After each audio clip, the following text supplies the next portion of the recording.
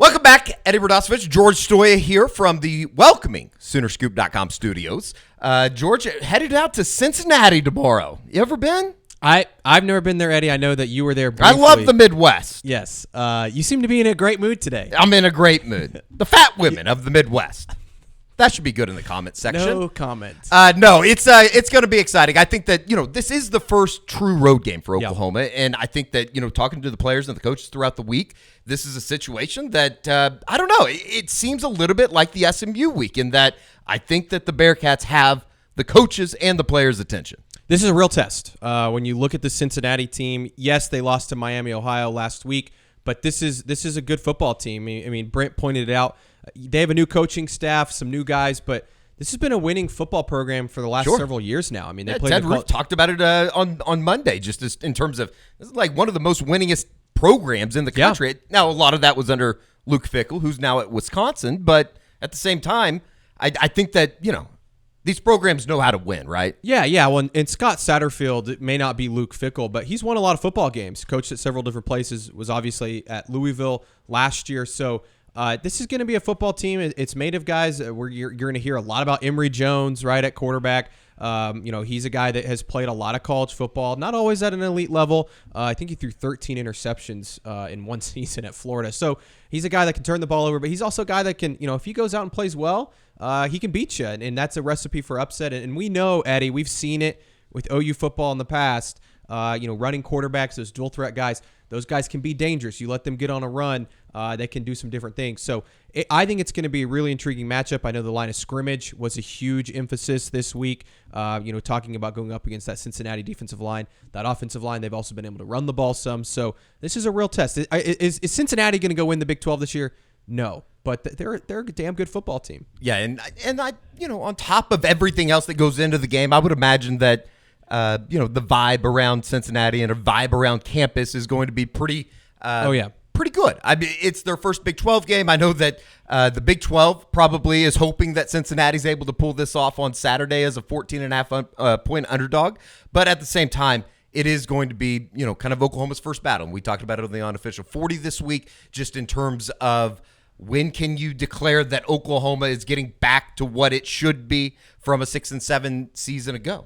Yeah, and I said a damn good football team for Cincinnati. Probably a damn average football team. Yeah. Like they're right. They're good enough to be a live dog. Right. Well, and they're I think their over under on wins this year was about 5.5. Sure. So they're right there. Bowl team, and I think that's where they'll end up. But yeah, I mean, getting back to what Oklahoma's supposed to be, they should win this football game. I mean, this is a game though that last year. It would have been a struggle. I mean, they struggled with average football teams a year ago. No doubt. They lost to teams that were less than average, below average. So, this is a game that I think if Oklahoma is headed in the right direction, they'll walk out of this game. And maybe it's just a win. It doesn't matter how it happens. But to me, it's one of those things. They should walk out winning by 2 or 3 scores and feeling really good about themselves. Well, you talked about Emory Jones. He was on the mind of the coaches as well as Dante Corleone, the big defensive tackle, maybe one of the best defensive tackles in the country, and he's on the mind of Jeff Lebby. Here is Jeff Lebby, Ted Roof, and Brent Venables talking about Cincinnati. With what we're seeing out of Cincinnati is a front that's really good. They're big, they're long, they're physical, and the strength of their defense to me is that front. So it'll be a great challenge for us as we go on the road. At the same time, you got to stay, within your scheme and your philosophy, and but we got a great challenge. There's no doubt about it. The things that he can do and headaches that he can cause, his ability to improvise is a tough thing to simulate.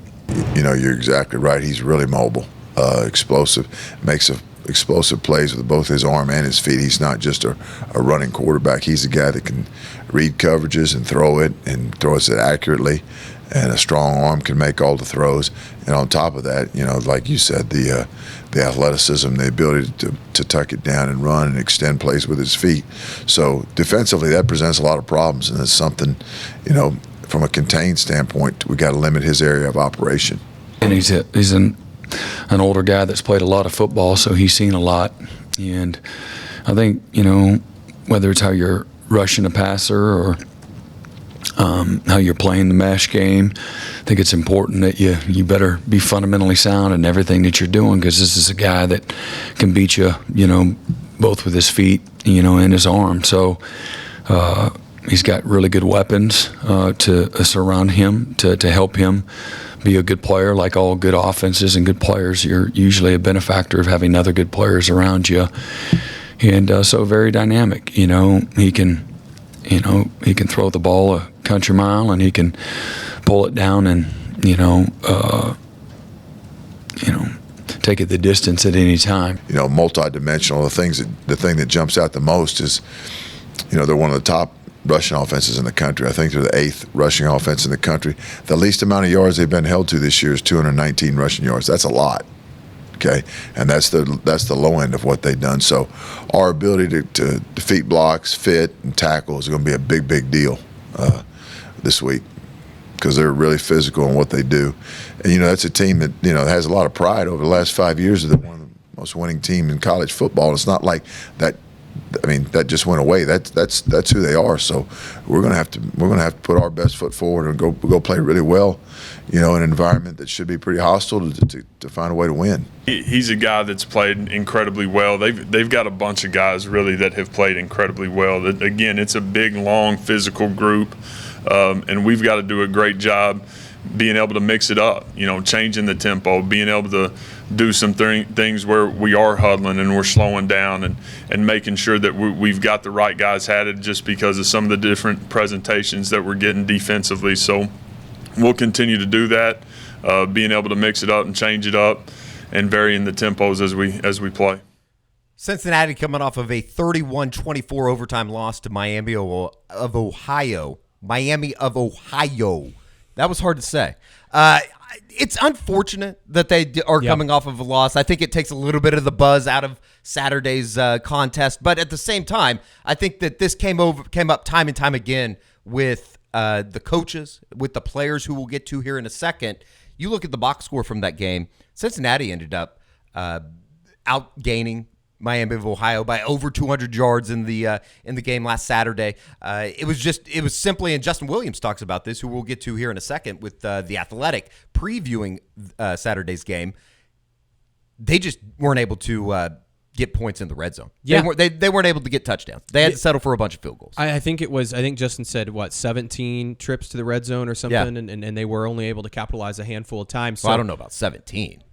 Was it I don't know. I don't remember what the number was. 17 would be a lot. They'd be moving the ball up and down the field. They were down there a lot, Eddie. I don't remember the exact number. I mean, they had over 500 yards of total offense, though. That's the moral of the story. And I think the big thing is, one thing that we wanted to see in the offseason, and one thing that Brent talked about in the offseason is being better in the run defense, right? Yeah. And so far through 3 games, they've been great. They've been one of the best run defenses in the country. And I think that's what I'm looking at for this defense, is that team speed there. We hear that a lot, right? That they're faster this year. They're better on the edge. Well, they're going to be truly tested this week with Emory Jones and that rushing attack that Cincinnati has. And I think they're holding teams to 2.29 yards per carry right now. So they cut that number in half from a year ago. But is that a product of who they've played through 3 games, or is this real? And so that's what I think it boils down to, is you want to see some of those things continue that they've done in the first 3 games.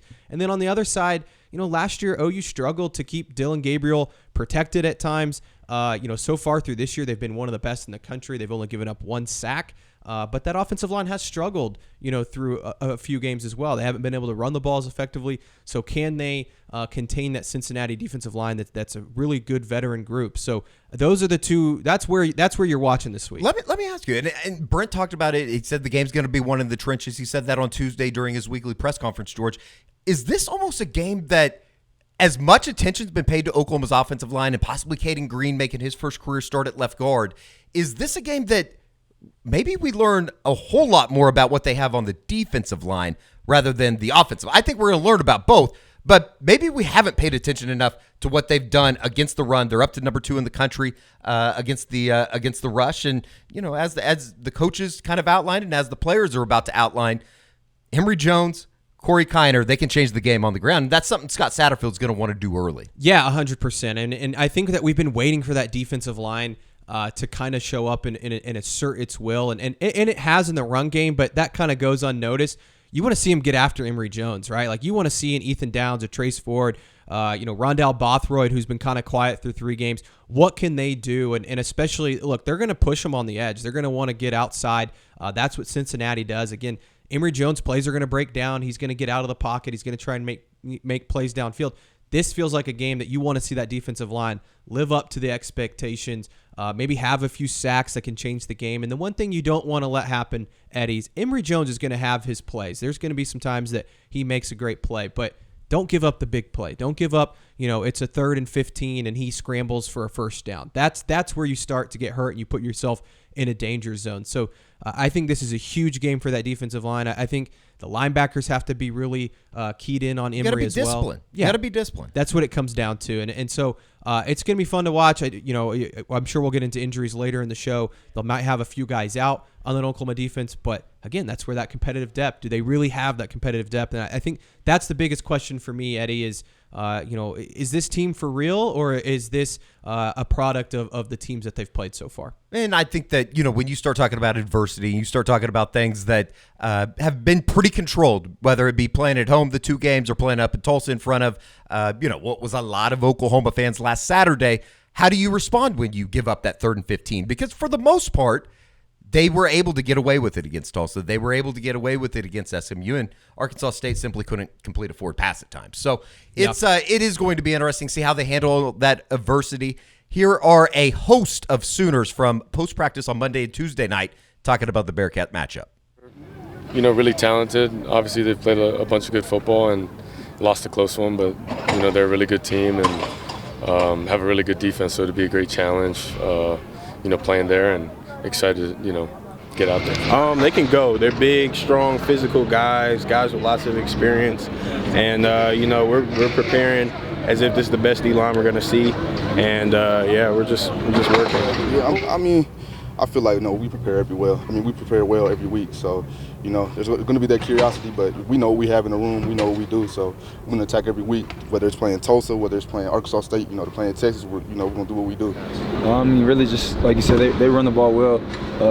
Top team in the country running the ball, so we got to be prepared for that and just fit our gaps right. And when the runs come to my side, just fitting it right, just like I said. Yeah, with a lot of run, I got definitely go in there, especially take these next couple of days and just really get reps at swimming tight ends, running backs, blitzing and working moves on them too, and just being physical in the box and making plays. I feel like they got a good receiving core, and kind of the same scheme and stuff like that, same scheme. So I feel like that's going to be pretty interesting. I feel like they got some pretty speedy receivers. They got a receiver that I do know named Braden Smith over there, quick guy. He can also throw the ball too. That's something that you got to watch for that. They also got this guy named Xavier Howard, quick guy, elusive guy, great snap downs, So I feel like that's going to be a good challenge for us. I feel like they're going to try to take shots pretty early, shots around the logo, plus territory and stuff like that. So it's going to be pretty interesting, covering these guys and seeing what they can do, and also just giving us a challenge to see what we can do. I just remember he's a pretty good quarterback. Runs the ball well, throws the ball well. We're in for a fight this game. And they also have a receiver, Xavier Henderson from Florida as well, that we've played against before. So excited for that. It just teaches us to be more disciplined. They got an extra runner, so now they got old linemen, and then they got a running back who could be a lead blocker for those. It's not the first time we played a dual threat quarterback, so we can go back on our old habits and our old principles. But it's definitely a good challenge to that he has an opportunity to scramble. So we just gotta have great rush integrity, close the pocket out, and then when he does scramble, make sure get him on the ground and match in the back end. Let me ask you, right before we get to Justin Williams with the Athletic preview and a little bit more about the Bearcats, George, how much does the receiving core of Cincinnati, does it scare you? I know that Emory Jones, he threw for a bunch of yards in the first game of the season against like Eastern Kentucky or somebody. Xavier Henderson, he did play at Florida. He is a very talented wide receiver. Braden Smith, D. Wiggins. How do you think that matchup compares with what Oklahoma has done in the secondary? And albeit SMU tested them at times, but maybe this is going to be a little bit of a different animal on the road. They're going to give them some tests, right? They're going to push it down the field. You heard Woody Washington and Kenai Walker kind of talking about that. They're going to get tested, but I like Oklahoma's secondary, and I know that they've given up some chunk plays here and there, in that zone coverage, maybe not always in the right spots, but I like Gentry Williams, Woody Washington, Billy Bowman. It sounds like they might be without Reggie Pearson back there, but Key Lawrence has played great. Robert Spears-Jennings, Peyton Bowen has been great. So I like the secondary, and I think that they've got a lot of depth there. They can make some plays. And the one thing about Emory Jones, as talented as he is, he turns the ball over quite a bit. I think opportunity. Yeah, and so I think that, look, are they going to get beat on some plays? Of course, that's going to happen against a good football player and a good football team like Cincinnati. But there's also going to be some opportunities to make some plays, and we saw that last week against Tulsa.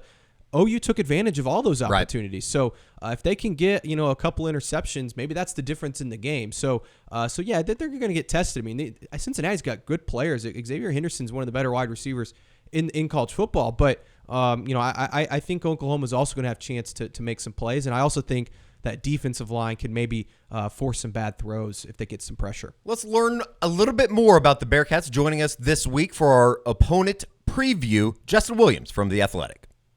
And for this week's opponent preview, we bring in Justin Williams from The Athletic, beat writer for a little bit of everything, a bunch of college football, especially with the Big 12 and, obviously Cincinnati, Bearcat basketball and football. Thanks for joining us, Justin. How are you? I'm great. I appreciate you guys having me. Absolutely. I would imagine that this is a kind of an interesting time covering Cincinnati with the move to the Big 12. Just kind of overall, give us a little bit of the vibe around town. I know that it's coming off of an unfortunate loss, or at least I think Oklahoma fans are looking at it as an unfortunate loss, but there's a lot of positives with Emory Jones and everything that Scott Satterfield is putting together in the first year, as well as the move to the Big 12. Yeah, definitely a little bit of a deflating loss for the Bearcats last Saturday. They'd beaten Miami, Ohio 16 straight times. I don't think anyone was anticipating a loss, and certainly I think maybe would have helped just a little bit for both teams to be 3-0 going into this one. So definitely humbled a little bit there. And it's been just an interesting offseason, start of the season in general with you mentioned the transition to the Big 12 also from Luke Fickell to Scott Satterfield. So there's been a lot of change for the Bearcats. This is a big moment, though. I talked about it a little bit this week, and I wrote about it earlier this offseason. Cincinnati was in the old Big East when it was an automatic qualifier BCS school. They went to back-to-back BCS games under Brian Kelly, 2008, 2009. So for a couple of years there, they were kind of operating at the top of the sport, and then they get left in the wilderness with conference realignment. And, the AAC was good to them from a competitive standpoint. They obviously won a bunch of games, went to the playoff. But for the program and the fan base, they've always felt like they belonged at that power conference level. And it's really been kind of a 12-year journey from when the old Big East fell apart to get back to a power conference and a league that's on that level. And as much as it kind of fell in their lap a little bit with the way, the Big 12 is changing, it was really a product of all the work that they put in over that decade stretch. And so this game Saturday, it's nice, I think, for them that they get this big noon showcase and the pregame show and all that, because it really is like a culmination of all this time and all this work and all this hope among the fan base and the program to get back to this level and to have these games where a team like Oklahoma's coming in not to Paycor, Paul Brown Stadium for a neutral site home game, but for a real home game for the Bearcats at Nippert Stadium. Justin, tell us a little bit about this year's team, obviously led by Emory Jones. That's a guy that's come up a lot this week for Oklahoma, trying to contain him, a guy that can do a lot of different things, dual threat quarterback. How has he performed through 3 games this year, and how has he maybe responded after the loss last week? Yeah, I mean, I think he's been a pleasant surprise for the Bearcats. There was a lot of unknowns when he came in as a transfer this offseason. When Satterfield was higher, a lot of the quarterback moves had already been made. They kind of just had to go with one that fit his system. And he did not play well last year at Arizona State. That was obviously a pretty big dumpster fire just in general, and they didn't necessarily use him to his strengths. I think Satterfield's done that a little bit more in terms of using his legs a little bit, letting him run. He had over 100 yards in the loss against Miami, Ohio. Using the deep ball off of play action, just kind of helping make him feel comfortable, the things that he does well. He played great in that first opening game against Eastern Kentucky, which I realize is an FCS school, and it's kind of just plays dropped, since then against Pitt and then against Miami. But I think even considering that, he's been better than most Cincinnati fans anticipated. Honestly, better than I anticipated him coming in. He really struggled in spring. I think he's kind of settled into the system and the program. So he's definitely, there's room for improvement. He's going to have to play really well against a team like Oklahoma for Cincinnati to have a chance. But just in general, early on, some of the struggles, that people anticipated them having, I think he's been better than expected, and so that's been a plus for them. But it's really just a work in progress. I think as great as fans were feeling after those first two games about maybe they were a little bit ahead of schedule in terms of this rebuild, reset, whatever you want to call it, the Miami game was just kind of a little bit of a humbling reminder, like this. A lot of change, new coaching staff, new roster. This team has a lot of work to do before they can kind of get back to where they were under Luke Fickell those past couple seasons. I think that was going to be my question. We both get up to the press box up in Tulsa on Saturday night, and you look at the score and go, "Oh my God, Cincinnati! What happened last weekend for Cincinnati?" As coming off the Pitt win, I think that everybody around here in Norman kind of thought things were headed in the right direction. Was it just one of those games that it seemed like they were just behind the eight ball a lot? Yeah, the biggest thing was red zone offense, red zone efficiency. They made 8 trips to the red zone if you count the overtime trip that they got there, and they scored 24 points. Like, that's just bad execution. Yeah. They had 17 snaps inside the 10-yard line, and you have 24 points. Like, that's just not going to cut it. But if a couple plays go different in that game, then they're probably blowing Miami out, and it looks the way everyone expected. And honestly, that was a criticism of Satterfield when he was at Louisville. Like, even the most rational Louisville fans would tell you, like, he was good 20-20, and then they struggled sometimes in the red zone. And so I think it was just one of those games where Miami was really up for it. They came ready to go, and it's not that Cincinnati played poorly, because they had like almost 500 yards offense, 30 first downs. If you just look at the raw stats that way, you think, all right, they should have won easily, but they didn't convert when they're in the red zone. And I do think as much as I expected this defensive line to be a strength, and against a team like Miami, that the offensive line would be able to establish itself. Miami kind of pushed them around a little bit, or at least didn't let Cincinnati push them around. And for, even a decent MAC school, that's not something Cincinnati should be dealing with, I don't think. So I'll be interested to see how they go against a team like Oklahoma, because if they're going to have problem asserting themselves against a team like Miami, then they're definitely going to struggle, up front in the Big 12. Justin, it's interesting you mentioned the defensive line. Brent Venables said at his press conference yesterday, this is going to be a battle of the line at the line of scrimmage. That's where this game's going to be won, in the trenches. And you look at Cincinnati, lots of guys on the defensive line that are pretty big names. I don't know how the offensive line has performed this year so far. I know that they've run the ball pretty well, but who are some guys, some names to watch for Oklahoma fans that maybe aren't as familiar with Cincinnati? Yeah, Dante Corleone, he's the big name on the defensive line. First team AP All-American, the Godfather. Is more than just a really cool name, but it is a really cool name. Jawan Briggs is another guy. He started his career at Virginia as a Cincinnati kid, first team All-AAC last year. The defensive line coming into the season was by far the most talented and most experienced in terms of what they were bringing back. Eric Phillips, Malik Vann, these are guys 5th and 6th year players who have had a lot of success at this level. And they played well early on. They had, I think, 6 sacks against Pitt. Last week, I think Miami did a good job of maybe letting them get up the field a little bit, and then Gabbert found running lanes and kind of took off against the zone coverage. So I'll be interested to see if maybe they just kind of switch up that mindset a little bit. And it's also different because Oklahoma goes so fast on offense. Like, will they be able to make an impact because of the tempo of that offense? And I do think there are some holes in the secondary. But if, Corleone and Briggs, if those guys are in the backfield at all making plays, that's a great sign for Cincinnati. And even if it doesn't happen this week, that's what they're going to need in the Big 12 moving forward. Offensive line, much like the offense in general, just totally rebuilt. There's one returning starter on offense. It was on the offensive line, the center Gavin Gerhardt, but they're still kind of figuring out what they want to do, especially on the edges at tackle.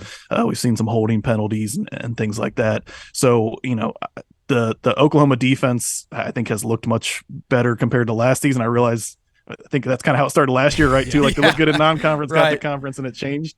But I'm kind of curious from a Cincinnati perspective to see how they handle Oklahoma defensive line, especially after, again, not really establishing themselves offensive line wise against Miami. Which is interesting because I would imagine that Scott Satterfield, they want to come out and be able to establish a little bit of the run game with Corey Kiner, as well as Emory Jones, obviously, with his legs. Yeah, and I think that's going to have to be their recipe, especially with the speed Oklahoma plays with on offense. I would think, the running game's always been a big part of Scott Satterfield's offensive philosophy. Even more so in a game like this, you want to try and, grind clock and take the air out of the game and limit Oklahoma's chances. Now that's going to be tough, but, I think we'll probably see some end arounds and, just some creative ways, even if it's like wide receiver screens, easy ways to keep the clock moving and trying to pick up whether it's traditional or kind of, hidden rushing yards. But yeah, I agree. Corey Kiner started the season really strong. He didn't play as well against Miami, but he's a guy that, he started his career at LSU. He's really talented. Emory Jones has shown that his running ability, I think, is going to be a part of this offense. So I'm kind of curious to see, knowing that they probably want to run the ball, are they going to be able to do that against Oklahoma's defense? Will probably go a long way toward determining if Cincinnati can hang around in this game. Justin, who are some of the other playmakers on the Cincinnati offense? I know we talked a lot about Emory Jones. He's going to get a lot of the headlines in this one, but any guys at wide receiver, I think Xavier Howard is a name that has been thrown out there by Brent Venables. I mean, who are some guys that could make some big plays for this offense for Cincinnati? Yeah, Xavier Henderson, Florida transfer. He was Florida's leading receiver last year. Played with Emory Jones when he was at Florida. He's a guy, him and Braden Smith are two receivers they got in that post-spring transfer window. The wide receiver room was terrible in spring. Like, they had a couple transfers. There's only one returning scholarship player, which has probably had something to do with Emory Jones not looking as good in spring. They really improved that room the past couple months. Aaron Turner's another guy, UConn transfer, who they added in, kind of a shorter gadget guy.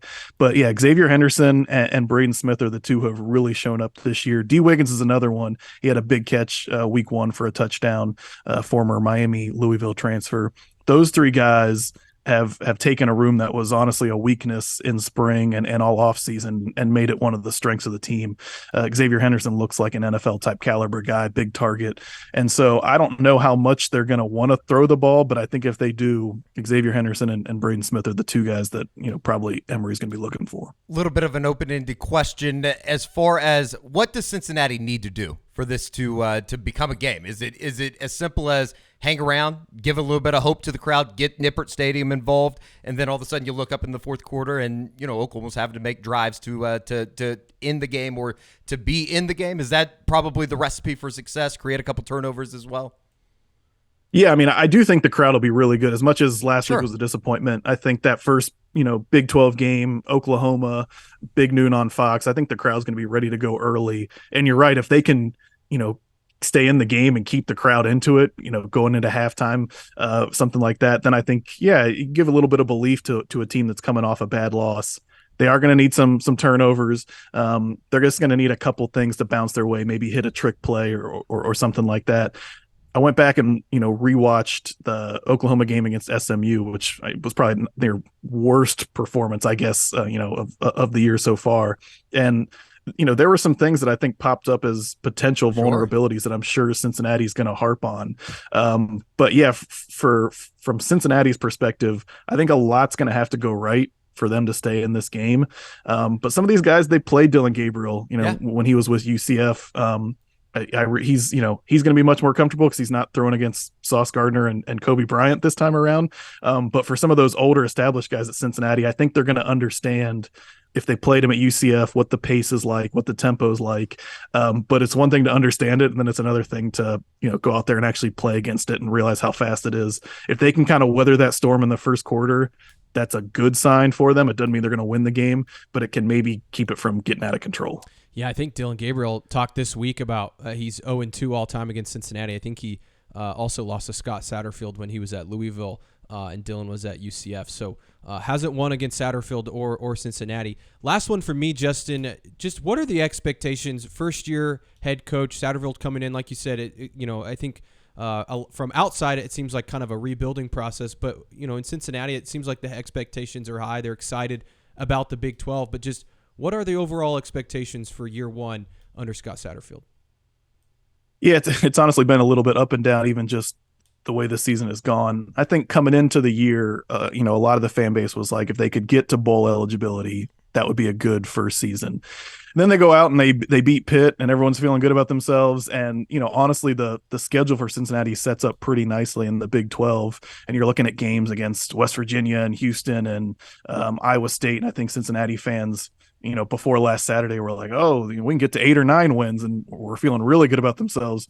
Then you go and lose to Miami for the first time in almost 2 decades, and it kind of humbles you and drops you back down. So I still think that initial expectation of if they can get to bowl eligibility, that's a successful season. This felt like I think the win total on this team was 5.5 coming in.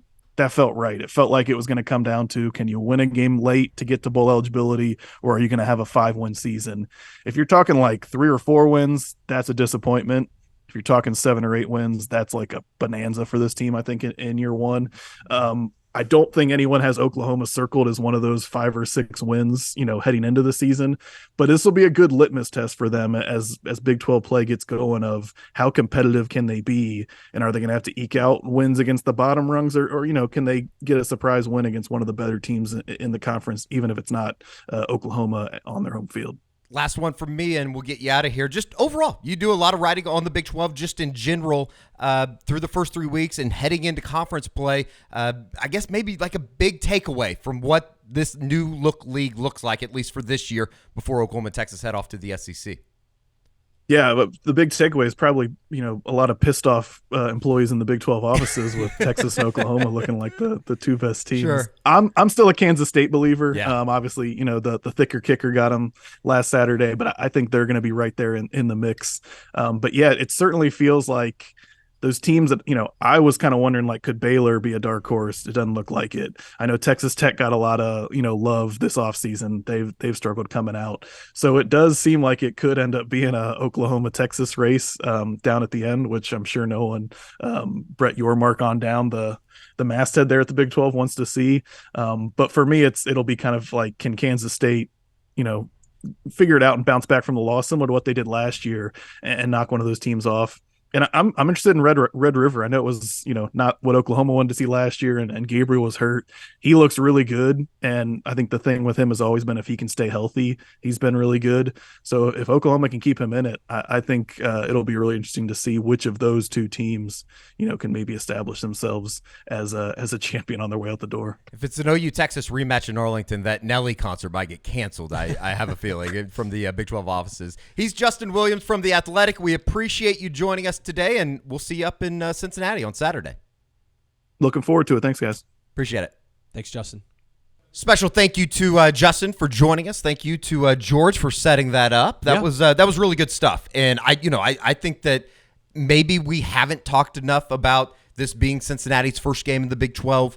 I think that even with the loss a week ago, it certainly seems, and it appears, and I know that Bob's already up in Cincinnati. He told us on Thursday morning that, the campus is lively. And right. I think that probably should have been expected. I've talked about it all week on the radio, like just going to Oklahoma games and being down on the field for the last, decade, basically. When Oklahoma rolls into town, it usually is a pretty good atmosphere, regardless of what a team's record is. Yeah, and you add in, Big Noon Kickoff's going to be there. Herbs! I can't wait to see him. Yeah, you and you only. I think we're going to go out to a bar with each other on Friday night. That I will not be attending, but yeah, no, I think it's going to be fun. And you think Urban Meyer orders chicken fingers and chicken tenders at Charleston's? Do you think he's ever done that? Oh, I mean, probably. He's done stuff with fingers at restaurants. I know that. I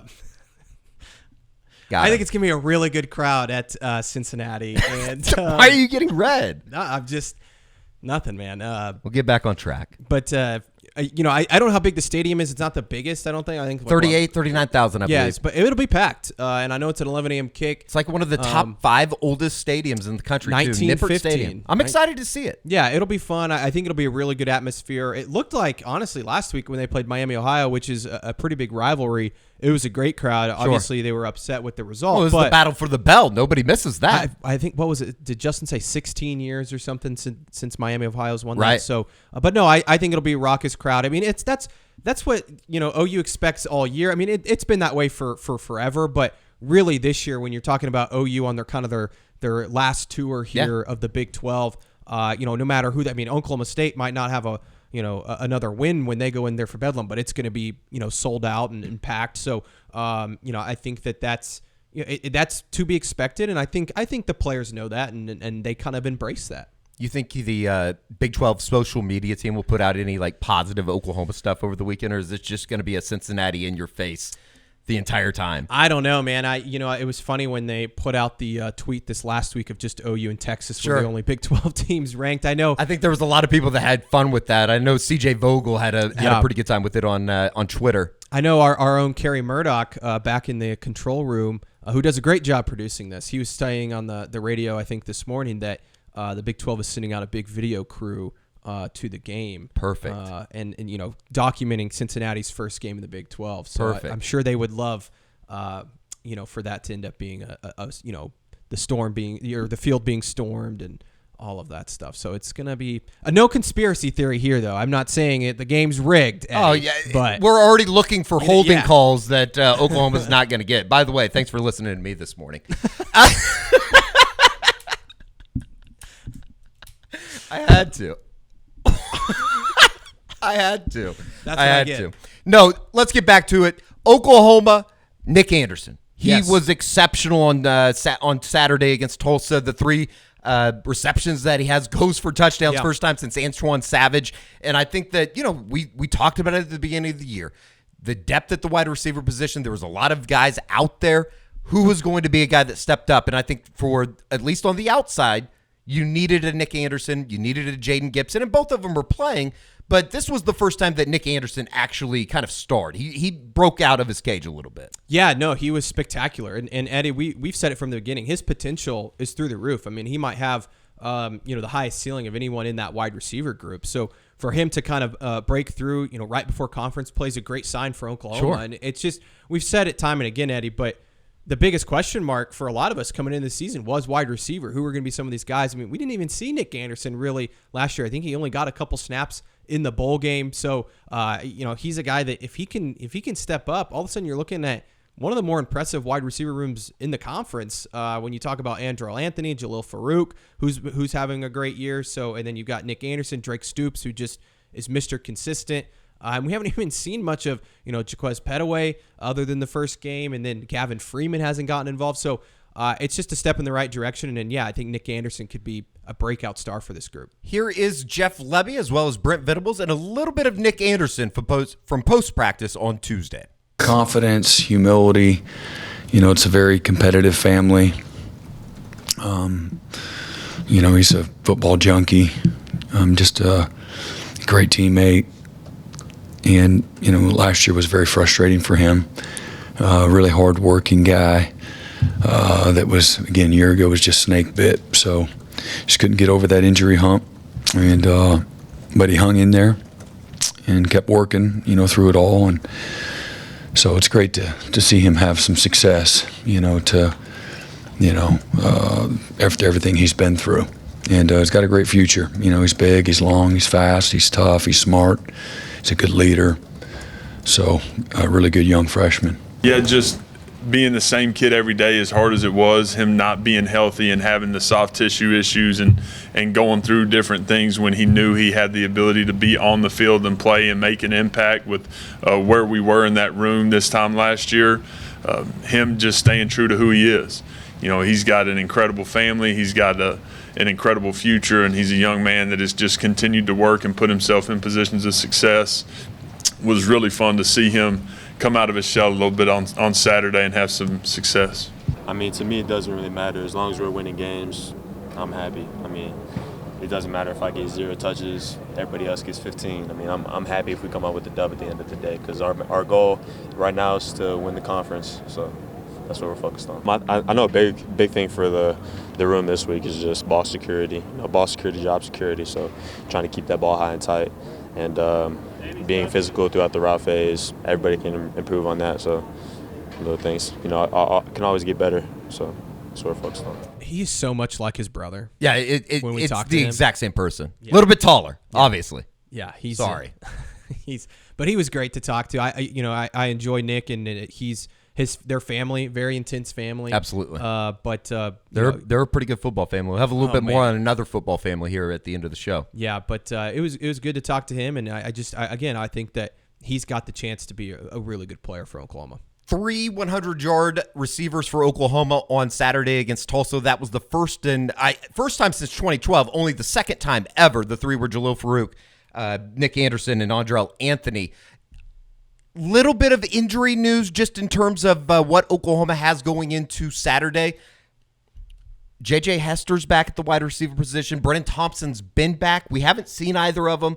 Brennan Thompson, the transfer from Texas, and then J.J. Hester, a guy that just really hasn't been able to catch a break. He's kind of been in the same regard as Nick Anderson, and just in terms of getting onto the field. But he's been back practicing. You have so many bodies. It's kind of one of those things. It's like the running back position in a way that who are you taking off the field is always kind of my thing when people say, well, why is this guy not playing? But the Justin Harrington news, we talked about that on the show on Tuesday right here on the Soonerscoop.com YouTube channel. Certainly no movement there in terms of getting him back on the field, as well as Reggie Pearson, who I do not expect to play this weekend, George. No, and I think his dad actually put out a tweet, I think it was maybe Wednesday, saying that he doesn't expect Reggie to play. And we saw him out at practice on Monday and Tuesday. He didn't practice. He wasn't in pads or had a helmet or anything like that. So I don't expect him to play. They do get Deshaun McCulloch back, which I'm going to keep saying his name wrong on purpose. That's okay. Okay. I don't even have hope to get it right, so I'm not even going to attempt it. McCullough. You got it. But he'll be back, which is big news. That's great. You want to see him out there. We'll see if he starts at that Cheetah spot.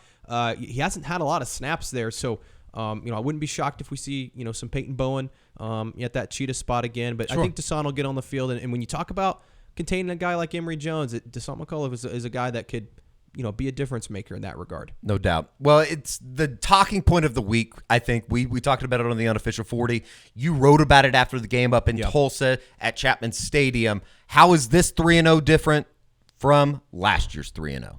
Yeah, that's the big question. And right now, the numbers say, hey, through 3 games, OU is a lot better than they were last year. And I think some of those games last year were a little bit misleading, against UTEP, Kent State, and Nebraska. Whereas this year, the numbers support Oklahoma. I mean, they're number 1 in the country in third down efficiency on offense. I think they're top 10 on third down defense this year as well. They're better in the run game, like you said earlier. So there's a lot of stats. Dylan Gabriel is playing the best football of his career. So there's a lot of numbers out there that say, hey, Oklahoma is a different team than they were a year ago. But again, they got to go prove it. Sure. And I think the players know that. We heard from a lot of the guys this week. They've heard that narrative all week. I think there's a lot of people outside of Oklahoma saying, oh, well, they'll be 5-0 heading to Texas. I don't think these guys are taking that approach. They're not looking ahead. They know that, last year, teams that shouldn't have beat them. And, Cincinnati would fall in that category for last year's team. So I think they're taking this pretty seriously, and they want to prove, hey, this isn't last year's team. I feel like if there was one word that just kept coming up over and over and over again this week, it was complacency. Yeah. And here is a number of Oklahoma players talking about just that, complacency. I think we're very aware that, conference play is coming and non-conference is coming to a close, but I love, just the focus, regardless of what it is. It's for us, it's just 1 week at a time and keeping that the main focus, and that'll take care of everything. I mean, we were kind of in the same situation though last year. So those older guys, we kind of know what it looks like, and so we kind of had those growing pains. We don't want to repeat that. So we kind of just tell the young guys that haven't really experienced that what it looks like. And at the end of the day, 3-0 doesn't mean anything. They're coming this week 0-0, and just have a mentality they got to have. Just preaching it every day. I mean, this entire week we've been saying the same thing. When we break it down as a defense, we make sure we remind everybody, even the guys that weren't here, that we were 3-0 last year. And after that, we lost a couple games, so we just got to keep on preaching it. I think the defense knows we got a lot of work to do, but the coaches have spoke upon last year's 3-0 and this year's 3-0, and just not to get complacent. Not just be happy that we're 3-0. Just every day, every game, another win, just keep stacking, And as long as we have that mindset, I'm really confident in this team. Never satisfied. Always got to stay hungry. Like Coach Valai says, he always says you got to stay malnourished. Starving every day coming into work to, achieve. Because, last week's successes are nothing for this coming into next week. It's not coming with you. So, every week, we got to have that 1-0 mentality. Yeah, I think it was just a different time and place and where we were. But now, we're just, like I said, I think learning from our mistakes, being smart and taking it one game at a time, being present, and then just keeping the main thing, which is really important. Yeah, no, I mean, even last year, I think we busted our tails. We prepared the right way, and we just came out short on a couple different games in some multiple different ways, and that was on us. But so I don't think like we just got complacent. I don't mean to say that or sound that way, and I don't see that creeping in now either. I think it's just the hype. Everyone wants to lay the palms at your feet, and then they'll crucify you on Sunday if you lose. So it's like, I mean, it doesn't. You know what I'm saying? Like. It's like just not getting caught. And Jalen Hurts, you say rat poison. Don't get caught up in all that. Just play ball, prepare each and every week like it's your last week, and then just put your head down and work. I can say for sure that it's a way different team. Like we talk about like missed tackle stats, yards, points, all that stuff. Like we're already we at this time last year we would have had like 32 missed tackles or something. It was like something crazy like that. And so the fact that we have like way less than that is just shows how much work and time we put into our craft over the summer and winter just to get better as a team and as a group. And I'd say that just comes from leadership as well. Like we even telling each other right now that it was the same thing last year. We 3-0 and we know what happened, so we're not going to let that happen again. Man, I'm just taking it all in. We're a lot closer than last year. Not to say that we weren't, but we more of a family. We do everything together. Have more bonding time, have more just, togetherness. And I feel like as a kid, I took that for granted. I really didn't believe in that. But, just seeing it now, seeing how just doing little things with your guys helps y'all bring y'all together, having that camaraderie on and off the field, it just makes things a lot more comfortable. And, it just brings a more of a family atmosphere. It brings a lot of trust. If I know that I've been with that guy for, past 6-7 months, so I know he's going to have my back just as much as I have his back. So it's just being a more family, being more together, and then just having more knowledge in the defense. Year 2, there's some things we got to get better with, of course, but, it's just being more comfortable, knowing where to be, knowing what's going to happen, this and that, so just more comfortability. Competitive energy. Of course, we go back and we remember stuff like we was 3-0 last year around this time, and then we ended up losing to TCU. So now that we do have this opportunity and we do reflect on it, because during the summer we was reflecting on just not being who we was, who we used to be. So off rip on Monday we was kind of reminding ourselves look, we was 3-0 same time around this year last year. Let's not feel complacent or none of that. And that's where I feel like we're heading. No complacency, no relax. And then Coach V not gonna let us relax anyway. So it's just on go from Monday to Saturday. Two stats going into this weekend that I found to be interesting from the game notes. OU scored at least 30 points in 39 of its last 43 road games. A lot of that, obviously, under Lincoln Riley. Good guy, misunderstood, maybe. But the other one, Oklahoma's won 31 of its last 38 true road games. That's an 8-16 win percentage. They've been really, really good on the road. A lot of those losses that had come over the last, couple years, even before Brent came in year 1, came out on the road, came at home in a way. So it'll be interesting. I think this is a big test for Oklahoma, and it's going to be quite fascinating to see if we can start answering some questions about this Oklahoma football team that we feel like we know going into week 4.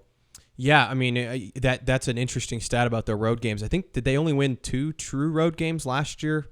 Is that right? That's Nebraska right. and Iowa State. Yeah. So Ames and Lincoln. Sorry, Big 12 North. So but the point is, hey, you got to get back to that, right? You got to get back to being that team that goes in and doesn't fear being on the road. And I think that's a huge test in this, and that's what it comes down to. I think Cincinnati, like I said earlier, they're an average football team. The atmosphere, though, is what what can get you, right? If you get down early, you turn the ball over. It's the same old winning football games on the road. Don't turn the ball over. Don't have a bunch of penalties, and don't make any stupid mistakes. Exactly, and I think that's where you see the biggest growth from this team. Can they overcome those things? And I think, again, I expect Oklahoma to. I think they're going to go in and play pretty good this Saturday. I think they're the better football team. I don't know if we want to get into predictions, but I think that we are going to see. I think we have seen a different team so far, but I think they're going to prove it this Saturday.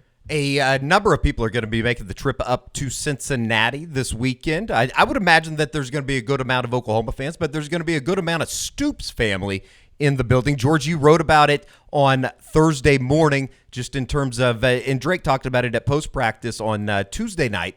There is a big contingent coming down from Youngstown this weekend. Yeah, I think the Stoops family as a whole have close to 40 tickets allotted to them this weekend. Obviously, some here in Oklahoma, but a good chunk, over 20, coming from Youngstown, which is about a 4.5-hour drive to Cincinnati. I talked to Ron Stoops, the oldest Stoops brother, who still lives in Youngstown, and he's bringing his whole crew. And funny enough, he has twin sons as well. They'll be at Shout the out game. Joe. In fact, he told me that of the entire Stoops family, cousins, aunts, uncles, everyone will be there but Mike and Mark, who obviously are coaching for Kentucky. What a bunch of scumbag uncles. They can't come to their nephew's game? They'll be at Vanderbilt at 11 a.m. That's where Kentucky plays this weekend? So they'll be in Nashville. But everybody else will be in attendance, which is great. I mean, it's an awesome really story. cool. Drake has been a great player for Oklahoma, great leader, and a guy that it's funny. A lot of his family members have not seen him play in person. So going to be awesome to see all them there. I know Jalil Farouk has a lot of family coming as well.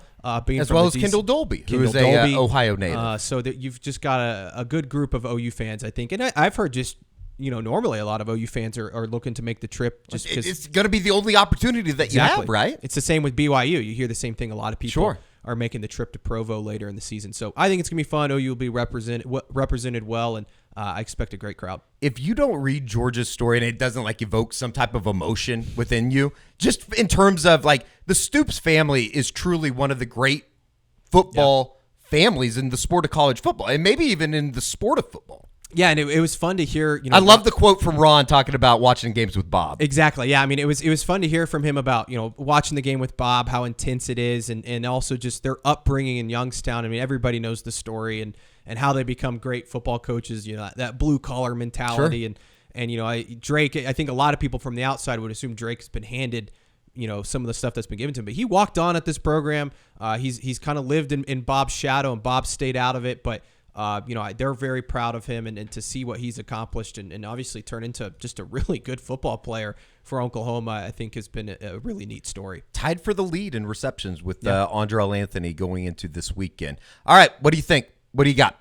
I'm taking Oklahoma. I think they're going to be able to score. I think it's going to be something around 45, 24, 27, somewhere. I'll say 45, 24. I think it's going to be an impressive win. I think they cover. Good teams win. Great teams cover. And OU's 3-0 against the spread this year. That's the most important stat that we've thrown out there today. They've been really good against the spread. So I think Oklahoma goes and proves something this weekend. I think Oklahoma controls the game. I think they do find a little bit of the run game, but it's another big day for Dylan Gabriel. I think he finds Andrell Anthony a couple times over the top. And unfortunately, I have him winning, but I think Cincinnati backdoors Oklahoma 38-28.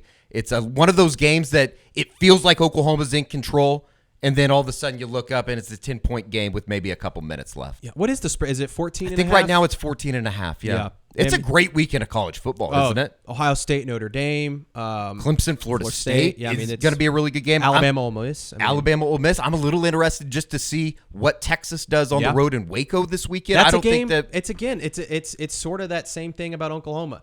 That's a game in previous year Texas goes and loses maybe, or they get the big win against Alabama and they fall back down to earth. So I think it's a big prove-it test for both those, both Oklahoma and Texas, as they enter the last, conference play of the year. And I think both fan bases are just kind of circling Dallas as the big one. And no doubt. You can't be looking too far ahead just yet. Iowa State, Penn State, another one, as well as. This wouldn't be a YouTube show. Hopefully it gets into the algorithm. Colorado taking on Oregon with Coach Prime. So I'm ready for that to be over. Hey, great show today. Thank you. I appreciate it. We got through it. And thank you for joining us here on the Soonerscoop.com YouTube channel. We will talk to you on Saturday from the field at Nippert Stadium. A little post-game action after Oklahoma and Cincinnati. Talk to you then.